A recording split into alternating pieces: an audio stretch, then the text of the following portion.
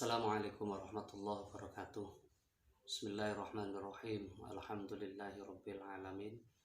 Shalatu wassalamu ala asyrafil anbiya wal mursalin sayyidina wa maulana Muhammadin wa ala alihi wa ashabi ajmain, amma ba'du. Saudara-saudara sekalian, tema kita hari ini adalah tentang etika, moral, dan akhlak. Nah, saudara-saudara sekalian, kita awali pembahasan ini dari sisi pengertian, ya. Selain istilah akhlak, sebenarnya dikenal juga ada etika, moral, mungkin sopan santun, tata krama, unggah-ungguh, yang ini juga dikenal di masyarakat kita. Cuma yang nanti kita definisikan adalah yakni etika, moral, dan akhlak. Etika itu adalah ilmu yang membahas perbuatan baik dan buruk berdasarkan akal pikiran manusia. Jadi kalau orang berbuat baik kemudian menurut akal itu memang baik, ya baik. Kalau menurut akal itu buruk, ya buruk. Karena yang menjadi ukuran kebaikan dan keburukan adalah apakah satu perbuatan itu berdasarkan akal pikiran manusia baik atau buruk. Yang kedua adalah moral. Moral ini adalah satu perbuatan baik atau buruk yang didasarkan kepada adat istiadat masyarakat. Jadi ukurannya adalah adat istiadat yang berlaku di masyarakat, ya. Mungkin menurut akal itu baik, tetapi kalau menurut adat istiadat itu buruk, ya buruk. Contoh seorang laki-laki dan perempuan, atau seorang laki-laki yang berkunjung ke rumah seorang perempuan, apel lah gitu ya. Dia tidak melakukan apa-apa, tidak melakukan perbuatan buruk menurut akal, ya nggak masalah. Tetapi kadangkala kita temukan di masyarakat itu, ya, karena ada batasan waktu bahwa orang berkunjung, apalagi cowok, ke rumah seorang cewek lebih di atas jam 9 dianggap sesuatu yang kurang baik.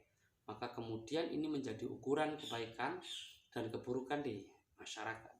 Kemudian yang ketiga adalah akhlak. Akhlak ini adalah satu perbuatan atau ilmu yang membahas tentang perbuatan baik dan buruk yang didasarkan kepada ajaran agama Islam. Nah, istilah akhlak ini sangat populer di dalam agama kita, yakni agama Islam, karena Rasulullah Shallallahu Alaihi Wasallam pernah bersabda, "Innama bu'itsu liutammima makarimal akhlak." Sesungguhnya aku diutus, kata Rasulullah, adalah dalam rangka untuk menyempurnakan akhlak yang mulia.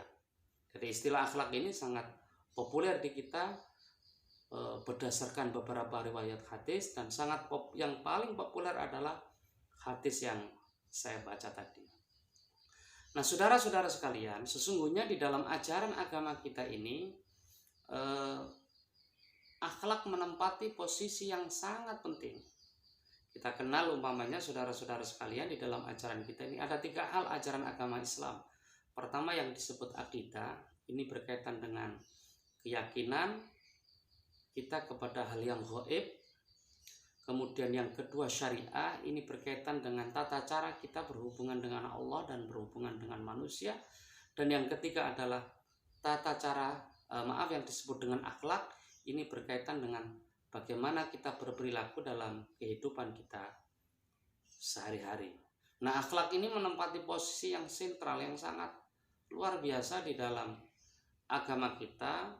Karena kalau kita telusuri ajaran Islam, sesungguhnya atau pada dasarnya semua yang diperintahkan Allah, semua yang dilarang oleh Allah, itu tujuan akhirnya adalah agar terbentuk satu perilaku yang baik, satu perbuatan yang baik di dalam diri manusia itu sendiri.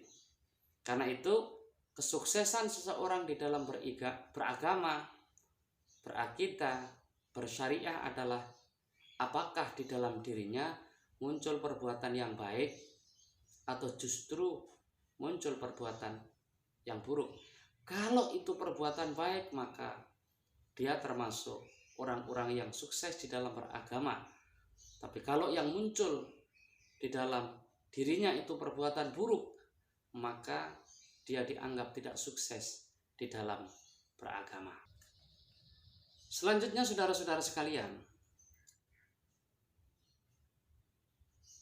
akhlak ini menempati, saya katakan tadi, menempati posisi yang sangat penting di dalam agama kita, karena akhlak itu menunjukkan kualitas agama seseorang.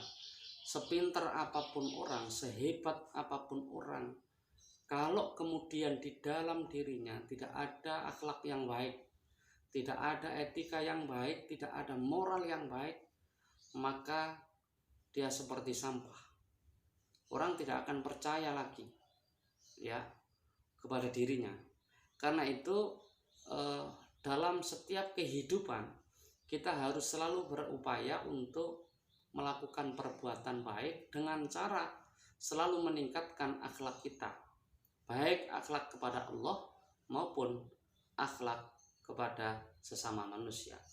Nah, akhlak inilah yang salah satu cara kalau kita bisa berbuat baik, berakhlak baik di dalam kehidupan ini, salah satunya adalah dijamin oleh Allah akan masuk ke dalam surganya Allah. Saudara-saudara sekalian, Rasulullah lah yang menjadi contoh yang paling sempurna di dalam kehidupan ini. Bagaimana beliau berinteraksi dengan orang, bagaimana dia menghormati orang, memperlakukan orang, dan lain sebagainya. Maka sesungguhnya yang patut kita idolakan di dalam kehidupan ini adalah sosok Rasulullah SAW yang punya akhlak yang sangat bagus. Ada beberapa hal yang patut kita cermati di dalam kehidupan ini, yakni bagaimana cara kita berakhlak dan siapa atau sasaran kita berakhlak. Kalau kita baca slide yang saya berikan, Anda bisa baca, itu adalah pertama, ini termasuk kategori macam-macam akhlak. Pertama adalah akhlak kepada Allah Subhanahu wa Ta'ala. Saudara-saudara sekalian, kita ini diciptakan oleh Allah, ya, diberi makan oleh Allah, diberi kesehatan oleh Allah, dan lain-lain. Maka cara terbaik untuk membalas apa yang telah diberikan oleh Allah kepada kita adalah melaksanakan apa yang diperintahkan oleh Allah dan menjauhi segala apa yang dilarang olehnya. Dengan cara itulah maka sesungguhnya kita berakhlak kepada Allah Subhanahu wa Ta'ala. Di samping itu, cara kita berakhlak kepada Allah adalah dengan banyak-banyak bersyukur atas apa yang diberikan oleh Allah. Di dalam Al-Quran disebutkan, wa in ta'uddu ni'matullahi la tuhsuha. Jika kau hitung nikmat-nikmat Allah, maka engkau tidak akan pernah bisa menghitungnya. Kesehatan ini adalah sesuatu yang luar biasa diberikan oleh Allah, sehingga kita bisa jalan-jalan, bisa kemana-mana, mata kita masih sehat, mulut kita masih bisa bicara, itu menunjukkan kesehatan mulut kita, bisa bernafas, dan lain sebagainya. Maka yang perlu kita sampaikan kepada Allah adalah ungkapan rasa syukur itu. Jadi saudara-saudara sekalian, orang yang tidak bersyukur atas nikmat seperti itu, maka dia kufur, ingkar kepada Allah, termasuk orang-orang yang sombong di hadapan Allah Subhanahu wa Ta'ala. Oleh karena itu, maka salah satu akhlak kepada Allah adalah dengan cara banyak-banyak bersyukur. Di sisi lain, saat kita menerima umpamanya, dilalah Allah memberikan sesuatu yang lebih sedikit dari biasanya, maka terimalah dengan sangat lapang dada, yang kemudian diistilahkan dengan qanaah. Dan masih banyak lain, termasuk kategori akhlak kepada Allah Subhanahu wa Ta'ala. Seperti umpamanya kalau kita menerima masalah, ya tawakal kepada Allah sambil tetap berusaha ikhtiar untuk mencari solusi atas masalah yang kita hadapi. Nah, saudara-saudara sekalian, yang pertama tadi sudah kita sampaikan tentang akhlak kepada Allah. Yang kedua adalah akhlak kepada manusia. Akhlak kepada manusia ini ada beberapa item. Pertama adalah akhlak kepada diri sendiri. Di antara akhlak kepada diri sendiri adalah tidak menyakiti diri kita, selalu berusaha untuk yang terbaik bagi diri kita. Optimis juga termasuk bagian dari akhlak terhadap diri sendiri. Yang kedua adalah akhlak kepada keluarga. Ya, bagaimana akhlak seorang ayah kepada anak-anaknya, bagaimana akhlak anak kepada orang tuanya. Akhlak anak kepada orang tuanya tidak boleh menyakiti, selalu berusaha memberikan yang terbaik kepada kedua orang tuanya. Itu adalah akhlak anak terhadap orang tua. Akhlak orang tua terhadap anak adalah memberikan pendidikan yang terbaik untuk anak-anaknya. Ya, tidak suka marah kepada anaknya dan lain sebagainya. Kemudian akhlak kepada dari kakak kepada adiknya, akhlak di antara saudara, akhlak suami istri, memperlakukan istri yang baik, istri memperlakukan suami yang baik, dan lain sebagainya. Kemudian termasuk kategori akhlak kepada sama manusia itu adalah akhlak kita kepada tetangga-tetangga kita. Harus baik, rukun, walaupun umpamanya tetangga kita itu berbeda agama. Nah, kemudian yang paling akhir, saudara-saudara sekalian, yakni akhlak kepada lingkungan.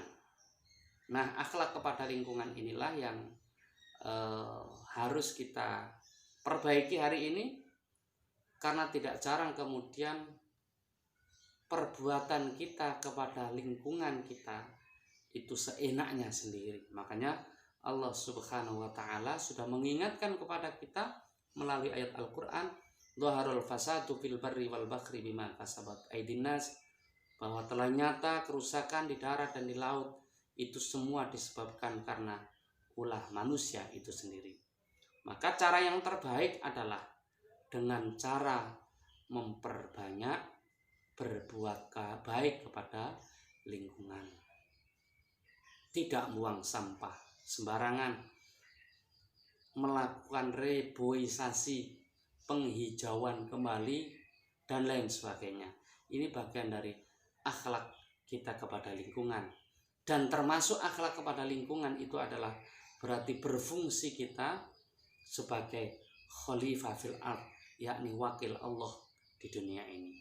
Demikianlah saudara-saudara sekalian, mudah-mudahan video singkat ini bisa memberikan satu gambaran jelas bagaimana etika moral dan akhlak di dalam agama kita, yakni agama Islam. Mudah-mudahan Allah memberikan manfaat kepada kita semua dan memberkati atau memberikan berkah kepada ilmu yang kita dapat. Wallahul muwaffiq ila aqwamit thoriq. Wassalamualaikum warahmatullahi wabarakatuh.